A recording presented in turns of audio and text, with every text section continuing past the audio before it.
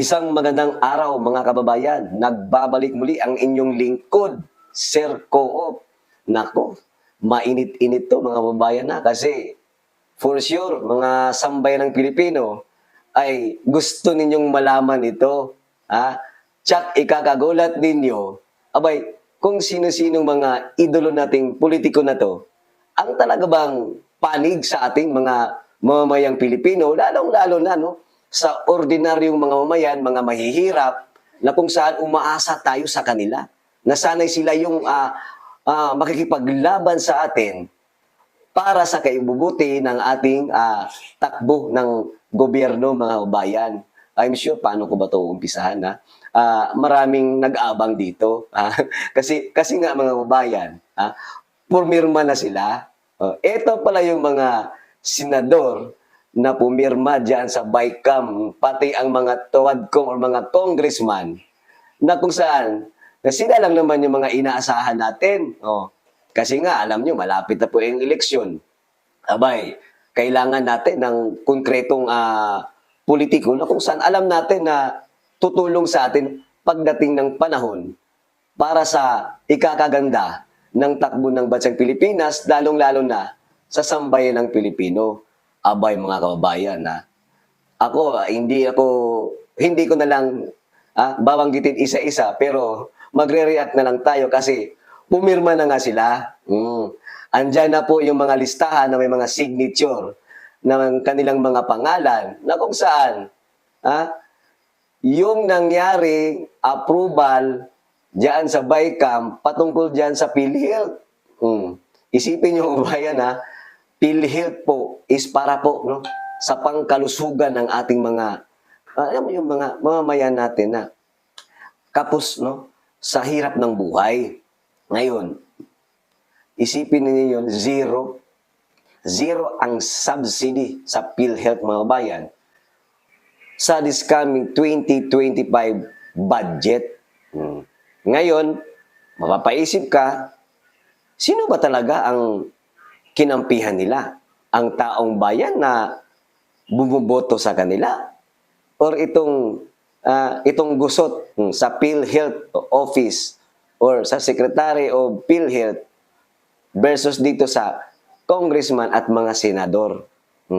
Ito mga bayan na papakita ko sa inyo, kayo na po yung bahala.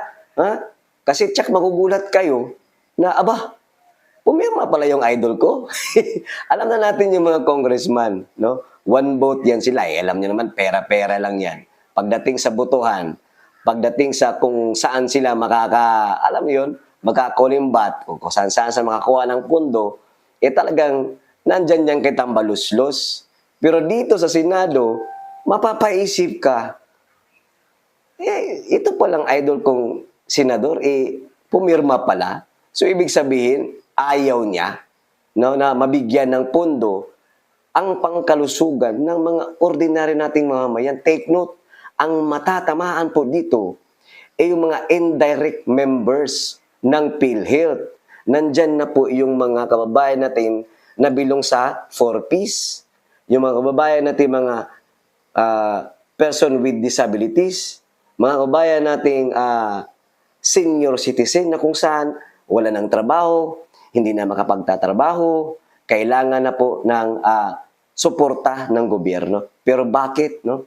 Magtataka ka kung itong mga politiko na to ay tumatakbo, nangangampanya para sa kapakanan ng sambayan ng Pilipino, para sa ating mga ordinaryong mga citizen na kung saan no, naghahangad ng kalinga ng ating mga idolong mga politiko. Eto na po, ipapakita ko sa inyo. Ano lang, picture lang ito para at least naman no, maliwanagan tayo kung sino-sino ba talaga no, itong pumirma diyan sa zero subsidy ng PhilHealth. Eto na po. Tsak, magugulat kayo diyan kasi isipin niyo naman, no, itong mga tuwad ko, ito na sa Congress, alam naman natin, no, na puro na lang ayuda yung mga ginagawa nila. Magtataka ka ngayon, pumirma sila na zero yung PhilHealth subsidy. How about doon sa ibang ahensya, departamento? Halimbawa na lang, nitong AKAP at saka AIX na kung saan ang ginagawa niyan is puro ayuda. Oh, dito mo makikita at masasyak ka na lang, malalaman mo na ito pala yung mga senador na yun ang pumirma para ilaglag itong PhilHealth na nawala ng budget or zero subsidy for the next year 2025. O di ba? Nakakalungkot man sabihin mga bayan na itong mga idolo natin na hinangaan natin, inaasahan natin, sila pa yung mismo no, ang maglalaglag no, sa kinabukasan na kung saan ang pinag-uusapan lamang dito is pangkalusugan.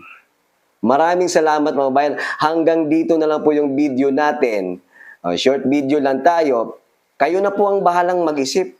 Kayo na po ang mag-judge kung itong mga politiko na to tatakbo sa Senado o sa Kongreso this coming 2025 ay karapat-dapat ba nating iboto. Isipin nyo din na yung hindi pa tatakbo ngayon, kayo na rin ang bahala na pagdating ng susunod pang mga eleksyon, kung itong mga pormima na ito, talaga bang maaasahan natin? O di kaya, magtatanong na lang tayo, ano kayang nasa isip nila? Bakit nila binigyan ng zero subsidy itong PhilHealth? Na kung saan, kung may gusot dyan sa loob ng PhilHealth, no, sa kalihim ng kagawaran dyan ng PhilHealth, bakit idadamay natin ang sambayan ng Pilipino na kung saan wala naman tayo ini-expect kundi sa kanilang mga tulong? O di ba mga bayan, idagdag ko lang, no? Parang nagkamali yata itong mga politiko natin. Hindi siguro na naisip mga bayan na eleksyon na. Ha? Walang ibang magpapanalo sa kanila kung hindi itong mga mamamayan natin na iboboto ba sila o hindi. Kung ako ang politiko, sisiguraduhin ko na ang panig ko ay dito sa ating mga mamamayang Pilipino. Wala pong ibang magpapanalo sa inyo kung hindi ang inyong mga kababayan, lalong-lalo na itong mga mahihirap.